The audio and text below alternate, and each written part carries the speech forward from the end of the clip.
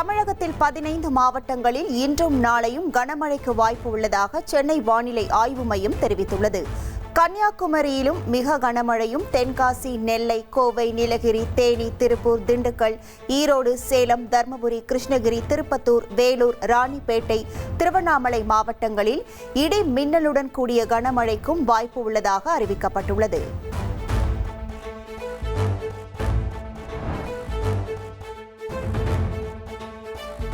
கோடை விடுமுறை முடிந்து நாளை பள்ளிகள் திறக்கப்படுகின்றன. பள்ளி திறப்பையொட்டி ஏற்பாடுகள் தீவிரமாக நடைபெற்று வருகிறது.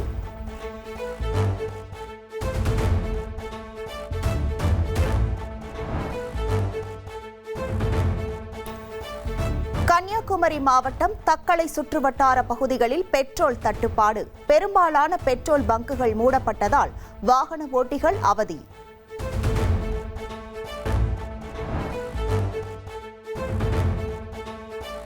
மறைந்த முன்னாள் முதல்வர் கருணாநிதியின் பிறந்த நாளையொட்டி முதலமைச்சர் விஜய் மரியாதை. தமிழ் மொழி, இலக்கியம், திரைத்துறை, அரசியல், ஆட்சி நிர்வாகம் மற்றும் மாநில உரிமைகள் போன்றவற்றில் கருணாநிதியின் பங்களிப்பை நினைவு கூர்கிறேன் என்று எக்ஸ் தளத்தில் பதிவு.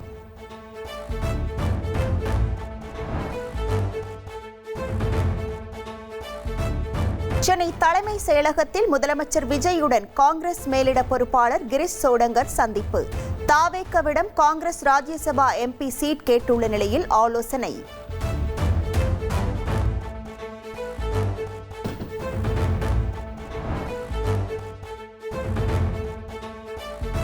அதிமுகவில் தொடர்கிறீர்களா என்ற கேள்விக்கு பதிலளிக்காமல் சென்ற முன்னாள் அமைச்சர் சி. விஜயபாஸ்கர் பெருந்தன்மையோடு அதிமுக மாவட்ட அலுவலக சாவியை இபிஎஸ் தரப்பிடம் ஒப்படைத்ததாகவும் பேட்டி. வர்றாங்க. இது எப்போது எங்களுக்கான புதுக்கோட்டையில உங்க மாவட்டத்துடைய வளர்ச்சிக்கு பல காலத்துல மருத்துவக் கல்லூரியா இருக்கட்டும், காவிரி வைகை குண்டாரா இருக்கட்டும், எந்த துணைக்கோள் நகரமா இருக்கட்டும், எல்லா வளர்ச்சி திட்டங்களுக்கும் துணைன்னு இருக்கேன். மேல எப்போதுமே மக்களும் பிரியமா இருப்பாங்க, கட்சி நிர்வாகிகளும் பிரியமா இருப்பாங்க. இவ்வளவுதான். நீங்க பரபரப்பா நீங்க கேட்கிற அளவுக்கு தயவு செய்து செய்திகள் எதுவும் இல்லை.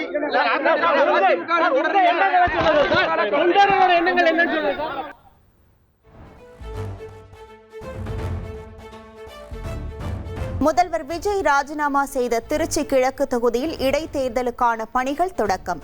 மாவட்ட ஆட்சியர் அலுவலகத்தில் அங்கீகரிக்கப்பட்ட அரசியல் கட்சியினர் முன்னிலையில் இவிஎம் எந்திரங்கள் சரிபார்ப்பு.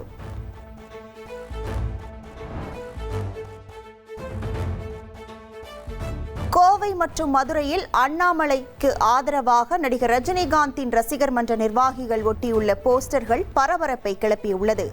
அண்ணாமலை புதிய கட்சி தொடங்க உள்ளதாக கூறப்படும் நிலையில் நடிகர் ரஜினிகாந்த் அவரை ஆதரிக்க வேண்டும் என்று போஸ்டரில் தெரிவிக்கப்பட்டுள்ளது.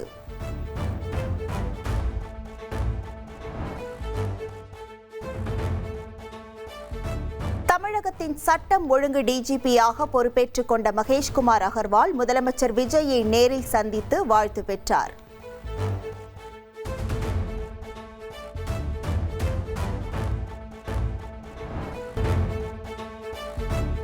கர்நாடகாவில் முதற்கட்டமாக 14 பேர் கொண்ட அமைச்சரவை பட்டியல் வெளியிடப்பட்டுள்ளது.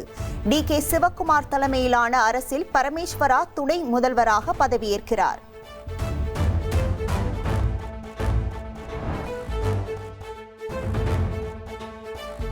காங்கிரஸ் தேசிய தலைவர் மல்லிகார்ஜுன கார்கேவின் மகன் பிரியன் கார்கேவுக்கு டிகேஎஸ் அமைச்சரவையில் இடம். முன்னாள் முதல்வர் சித்தராமையாவின் மகன் யதீந்திரா சித்தராமையாவுக்கும் அமைச்சராக பதவியேற்கிறார்.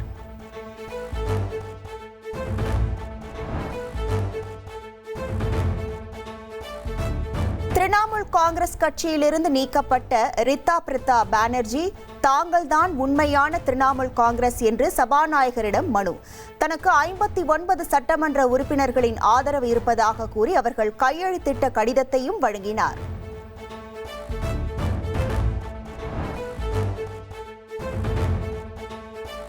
மேற்கு வங்கத்தில் திரிணாமுல் காங்கிரஸ் கட்சியின் அமைப்பு ரீதியான அனைத்து குழுக்களும் உடனடியாக கலைப்பு. சட்டப்பேரவை தேர்தலில் படுதோல்வி அடைந்த நிலையில் அதிரடி நடவடிக்கை.